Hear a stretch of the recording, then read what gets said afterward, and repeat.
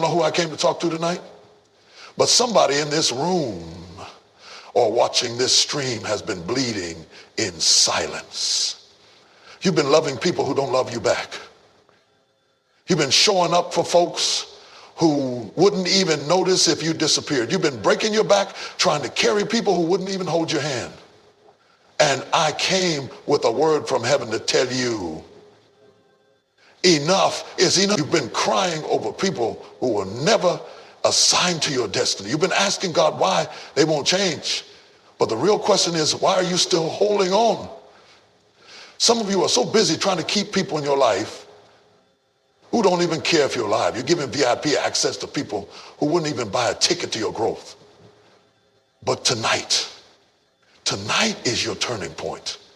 Tonight is your release. And yet you're the one bringing the whole meal. You're showing up for people who don't even clap when you win. And let's be honest, you've been lying to yourself, telling yourself it's loyalty, when really it's fear.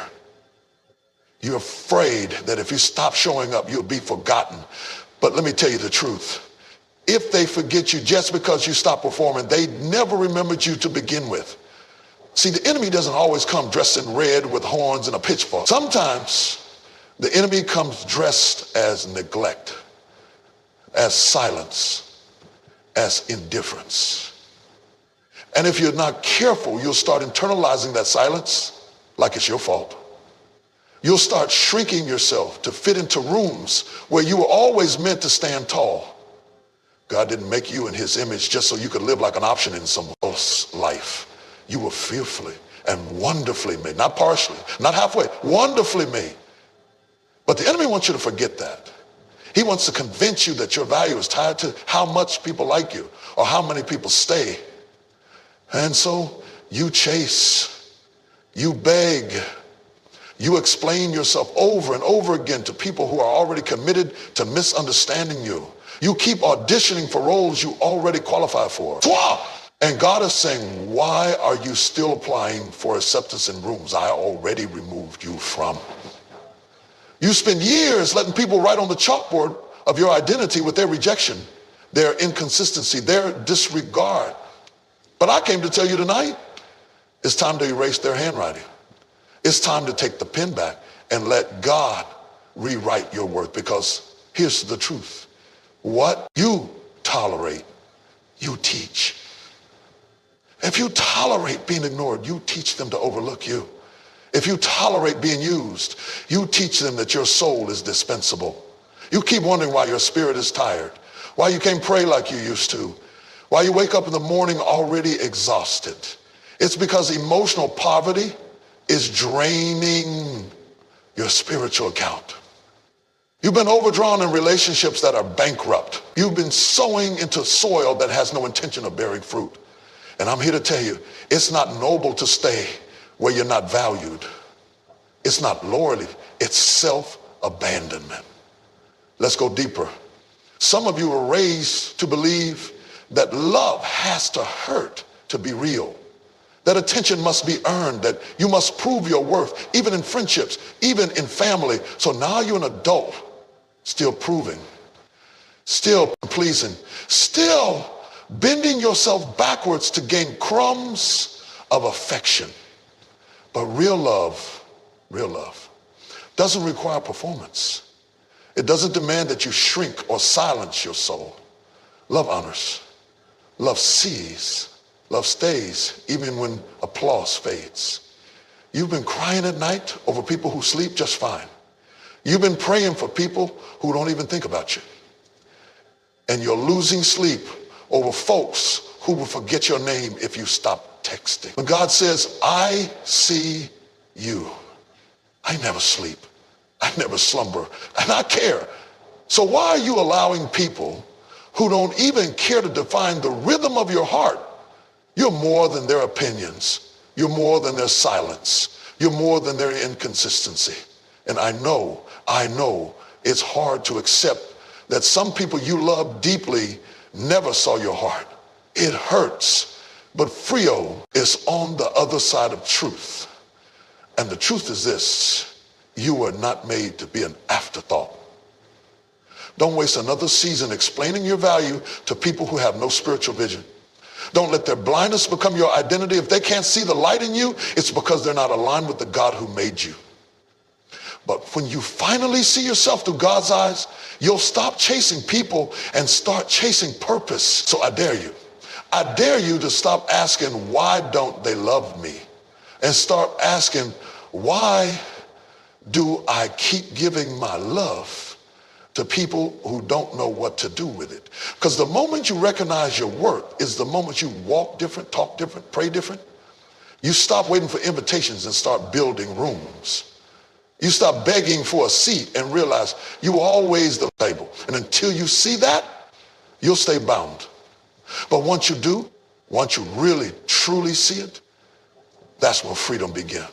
There comes a time in your life when you have to accept the reality that no matter how much love you pour out, some things just won't live again. And I know that sounds hard, maybe even a little harsh, but it's the truth that's going to set somebody free tonight. You can't keep watering what God has already pronounced dead. You can't keep trying to resuscitate relationships that God has already removed his breath from.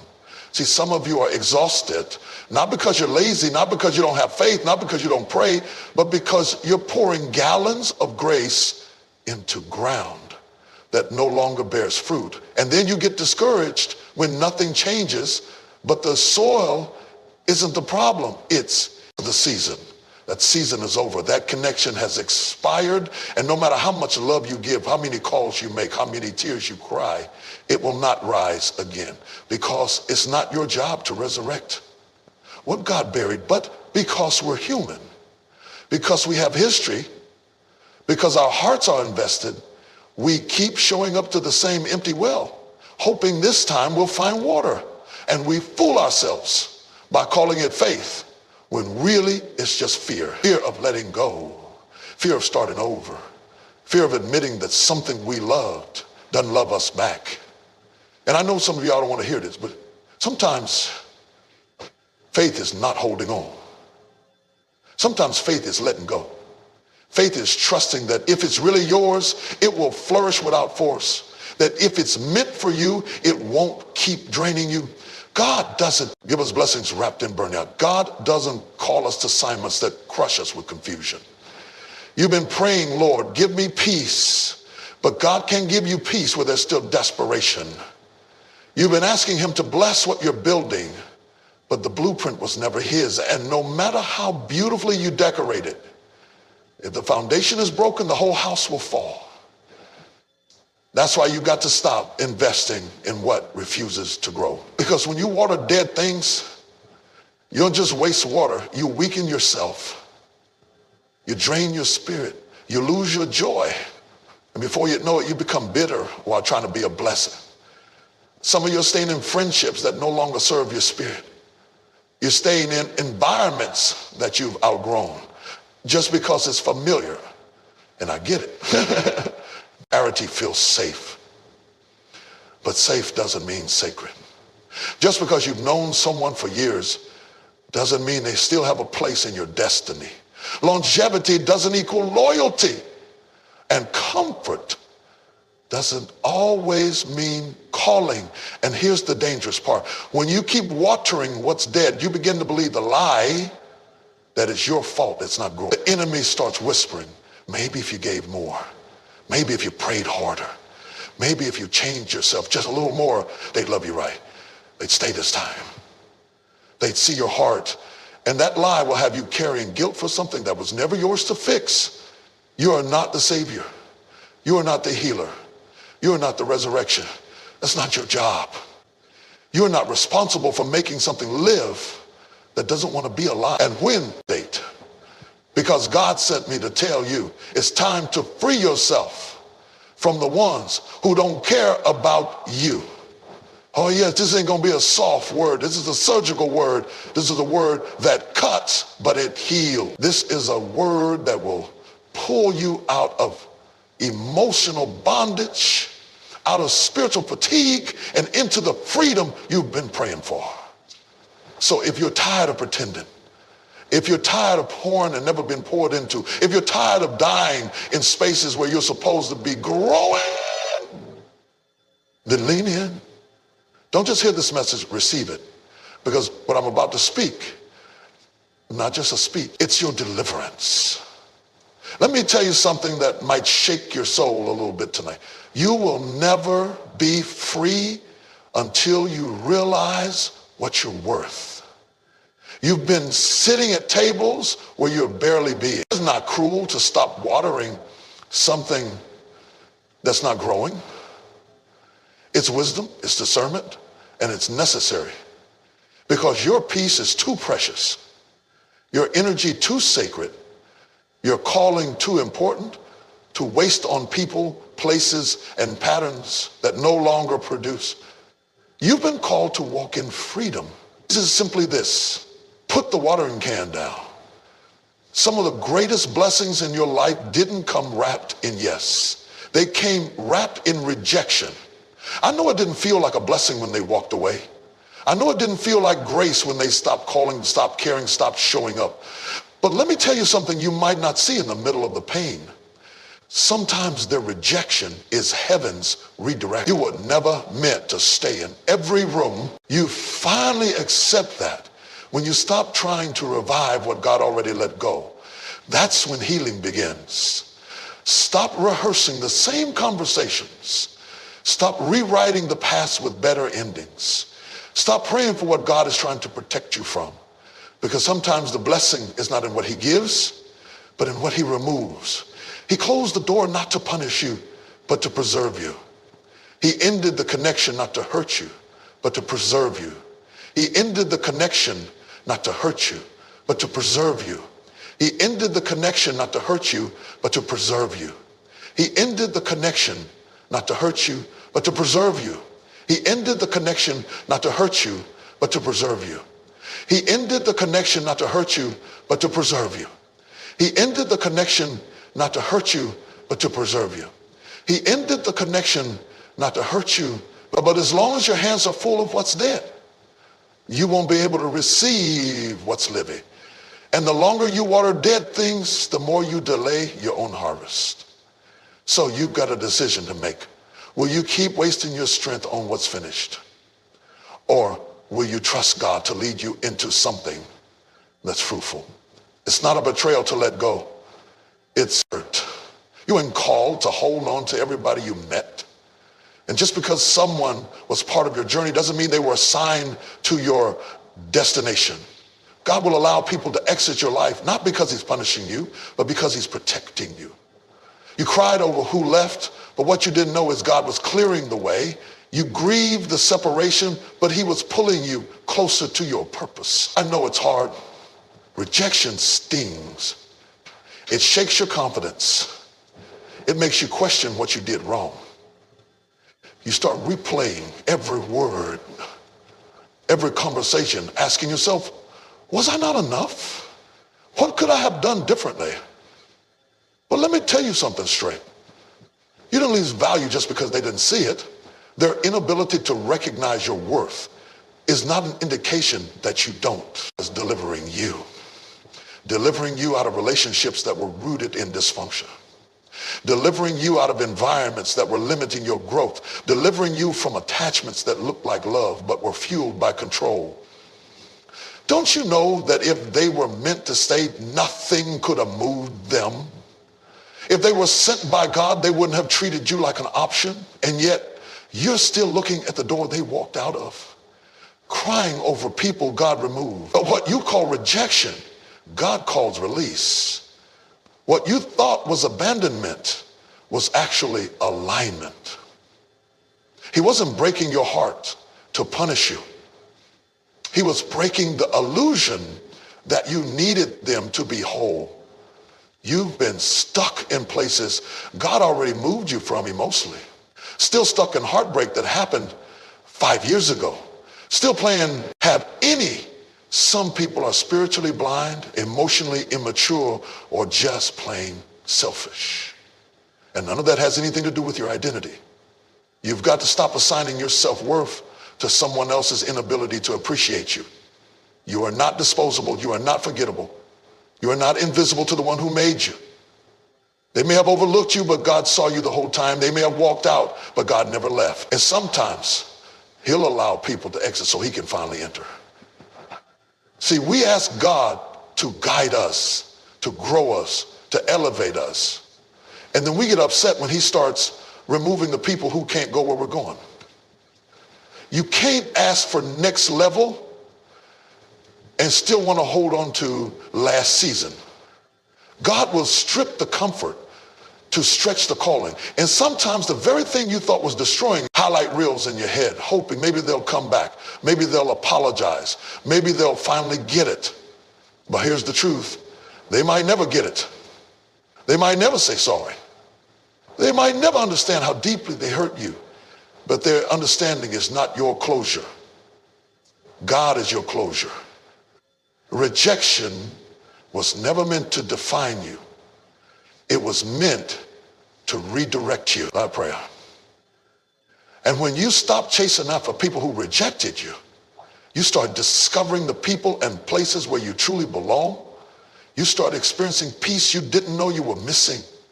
You start building again without the burden of begging. You thought the loss was the end, but it was actually the beginning. It was a start, a version of you that no longer needs validation from broken people. It was the beginning of a mindset that no longer needs permission to walk in power. You can't keep allowing your past to sit in the front row of your future. At some point, you have to stop grieving who left and start growing from what you learned. And can I tell you something? If they rejected you, it's because they weren't assigned to love the real you. They couldn't handle your authenticity. They couldn't handle your growth. They couldn't handle your purpose. And instead of trying to fit yourself into spaces that shrink you, it's time to rise into places that celebrate you. You're not behind. You're not broken. You're not forgotten. You're being positioned. And that pain was not to destroy you. It was to push you into clarity, push you into confidence, push you into calling. So stop waiting for closure from people who never had the capacity to hold your heart. You've cried long enough. You've wondered long enough. You've begged long enough. Walk away knowing that their rejection was your redirection. You've been carrying people who were never meant to be your responsibility. You've been trying to be everything to everybody, and it's wearing you down. You smile for them, pray for them, answer every call, meet every need, and yet when your heart is heavy, when your soul is tired, when you need someone to lean on, there's silence. You're the strong one, the dependable one, the one everyone runs to. But who do you run to? You're not tired because you're weak. You're tired because you're overextended. You're giving out of a place that hasn't been refilled. And you're being stretched in every direction, and you call it love, but it's not love if it's costing you through yourself. Somewhere along the way, you confuse being available with being whole. But you can't heal others when you're bleeding. You can't keep pouring out when your cup is cracked. Some of you have wrapped your identity in being needed. You feel guilty when you set boundaries. You feel selfish when you say no. You've been conditioned to think that your worth is proven by how much you can endure. So you stay, you serve, you sacrifice, even when it's killing your joy, even when it's robbing your peace. You tell yourself they need me. But the truth is, some of them don't need you. They're just comfortable with you carrying the load they refuse to bear. It's a hard truth, but you need to hear it. You are not Jesus. You are not the Savior. You are not the solution to everyone's chaos. And it is not your assignment. That's enabling. And it's costing you your purpose. It's distracting you from your calling. It's keeping you tied up in their crisis while your own life is on pause. You've got to stop letting guilt hold you hostage. Yes, you love them. Yes, you want the best for them. But you are not required to sacrifice your sanity just to prove your loyalty. You can love people and still step back. You can care and still say, I can't do this anymore. That doesn't make you wrong. That doesn't make you selfish. That makes you wise. Even Jesus had moments where he stepped away from the crowd. He retreated to rest. He didn't heal every person he walked by. He didn't perform miracles on demand. He knew his assignment and he protected his boundaries. If the Son of God made space to rest, what makes you think you don't need to? But here's rescue people who refuse to grow. You can encourage them, you can pray for them, you can walk with them, but you cannot carry them. Especially when they have no intention of walking on their own. You've mistaken toxic loyalty for godly love. You think because you've been friends since childhood, or because they're family, or because you feel responsible, that you have to stay in positions that drain you. But let me tell you something, God will never call you to something that consistently robs you of his peace. If it's God ordained, it will strengthen you. It will grow you. It will challenge you, but it will not destroy you. Some of y'all become emotional crutches. People lean on you and they never learn how to stand. And instead of challenging them to rise, you keep lowering yourself to carry them. That's not love. And if they don't, they were never meant to stay. Let this be the day you stop feeling guilty for letting go of people who only stay close when they benefit. Let this be the moment you stop answering every crisis call that steals your calm. Let this be the turning point where you finally choose you, your mental health, your emotional balance, your spiritual life. Because you matter too. You cannot be everything to everyone and still be true to yourself. You keep waiting for them to see you, to acknowledge the sacrifice, to honor the loyalty, to finally say, I see what you've been doing for me. But what happens when they never say it? What do you do when the people you've loved the most are the ones who treat you like you're invisible? That's the pain nobody talks about. The pain of being present for people who, the real issue. Some of you are afraid that if you stop being everything to them, they'll leave. And the truth is, they might, but if your value in their life is only based on what you do for them, then their love was never real to begin with. That was a transaction, not a relationship. Real love doesn't disappear when the giving stops. Real love doesn't punish you for protecting your peace. So what's it going to be? Are you going to keep breaking yourself down to build others up? Are you going to keep showing up empty while pretending to be full? Or are you finally going to realize that you can't be everything to everybody and still be whole for yourself? You don't have to carry everyone. You don't have to explain your boundaries. You don't owe anyone an apology for protecting your peace. If they really care, they'll act like you're not even there. And yet you stay. You keep showing up hoping that maybe this time they'll notice. This time they'll appreciate it. You overextend yourself trying to earn what should have been freely given. Basic human care. You settle for crumbs of attention when you've been serving meals of devotion. But listen, love shouldn't have to be earned through exhaustion. Respect shouldn't come only after you've bled. And yet, some of you are performing in relationships, bending yourself into unnatural shapes just to be tolerated. You were never made to live like that. You think that if you just love harder, pray harder, stay longer, they'll finally change. But what if they don't? What if the problem isn't your lack of effort, but their lack of capacity? Because some people don't know how to love on your level. They can't give what they've never received. They can't speak life when all they know is silence. And it's not your fault. That's the lie the enemy keeps whispering. It's your fault they act like that. Maybe if you were different. Maybe if you toned it down. Maybe if you needed less. No, you are not too much. You are not the problem. Some of you have been conditioned to survive off emotional scraps. And now when someone gives you the bare minimum, you call it love. When someone checks on you once in a while, you call it support. But you've got to raise your standard. You've got to stop confusing attention with affection. Don't let the drought of your past teach you to settle for less than you deserve. Let's talk truth. You can't make someone value you by devaluing yourself. You can't force someone to care by proving your worth. If they can't see the gift that you are, it's because they're not equipped to handle it. And it hurts. It hurts when the people you thought would be permanent treat you like a placeholder. When the ones you trusted with your heart carry it like it's disposable. That kind of pain leaves a scar. But even scars are proof that healing is happening. You can't keep waiting on people to change who never even asked to be different. Some folks are not going to grow because they don't want to. Some people are not going to love you better because they don't believe they need to. And you staying won't fix that. Your tears won't fix that. Your presence won't convict someone who's already numb to your worth.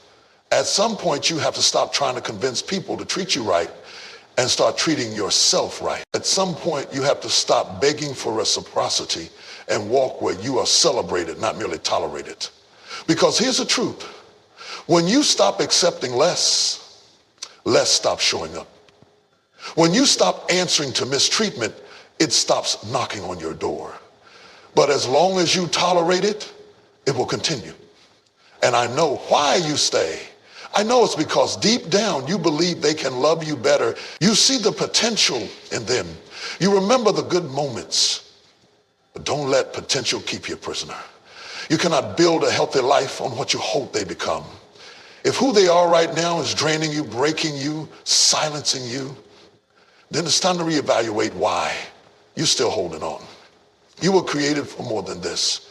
You were made in the image of a God who is love, pure, whole, and constant. And he never called you to relationships that make you question your identity. He never assigns you to people who would teach you to hate yourself just to keep the peace. That's not love. That's bondage. You don't have to keep proving yourself to people who were never meant to carry your heart. You don't have to keep standing in places where your presence is optional and your absence goes unnoticed. You don't have to keep loving people who make you feel like a burden. Because if it costs your peace, it's too expensive. If it silences your soul, it's not your space. And here's the hard truth. It's not your job to make them care. Some people will never show up for you in the way you hoped. And that's not your failure. That's just a sign. It's time to stop showing up where love doesn't live. So, if they don't see you, that's fine. If they don't clap for you, that's fine. If they don't value you, that's fine. But you better start seeing you. You better start clapping for yourself. You better start walking like someone who knows exactly who they are. Because the moment you stop begging them to care is the moment you start truly loving yourself. Some of you are standing at the edge of freedom, but you're still holding the hand of your past, still tethered to people, to patterns, to pain that no longer serves your growth. And God is trying to pull you into healing, into clarity, into peace, but you can't walk forward when your heart is still backward. You can't claim your future while your loyalty is still tied to what broke you. Let me tell you something that might sound simple, but will shake you if you let it. You don't have to stay where you no longer belong. You don't have to keep showing up in rooms that silence your voice, in relationships that dismiss your value, in spaces that suffocate your spirit. Just because you were there yesterday doesn't mean you have to be there tomorrow. You're allowed to change. You're allowed to grow. You're allowed to walk away. But that takes courage. That takes honesty. Because it's easier to stay where you've always been. It's easier to stay bound to what you know, even when it hurts, than to face the unknown of healing. Pain can become familiar. Dysfunction can become home. And that's why some of you stay, not because it's good, but because it's comfortable. But I came to tell you today that comfort is not your calling. God didn't create you to shrink, to settle, to survive on scraps of peace. He called you to live and live abundantly. It feels like you're giving up. But there's a difference between giving up and being released. There's a difference between quitting and finally choosing peace. You're not weak for walking away. You're not wrong for choosing yourself.